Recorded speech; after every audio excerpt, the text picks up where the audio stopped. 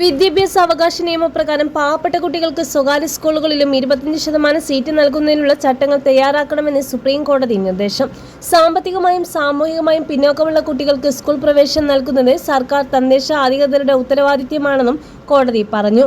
RTO പ്രകാരം പാവപ്പെട്ട കുട്ടികൾ സ്വകാര്യ സ്കൂളുകളിൽ പ്രവേശനം ലഭിക്കാൻ നേരിടുന്ന പ്രയാസങ്ങൾ സംബന്ധിച്ച വിഷയമാണ് സുപ്രീം കോടതി പരിഗണിച്ചത്. ന്യൂനപക്ഷ ഇതര സ്വകാര്യ അൺഎയ്ഡഡ് സ്കൂളുകൾ 25% സീറ്റുകൾ RTO പ്രകാരം പാവപ്പെട്ട കുട്ടികൾക്ക് നൽകണം. തന്റെ കുട്ടികളെ തൊട്ടടുത്തുള്ള സ്വകാര്യ സ്കൂളിൽ സീറ്റുണ്ടായിട്ടും പ്രവേശിപ്പിച്ചിട്ടില്ലെന്ന് കാട്ടി മഹാരാഷ്ട്ര സ്വദേശി നൽകിയ ഹർജിയാണ് സുപ്രീം കോടതി പരിഗണിച്ചത്. സ്കൂൾ പ്രവേശനത്തിന് വേണ്ടിയുള്ള ഓൺലൈൻ നടപടിക്രമങ്ങൾ പാലിച്ചില്ലെന്ന് കാട്ടി ഇയാളുടെ അപേക്ഷ ഹൈക്കോടതി തള്ളി.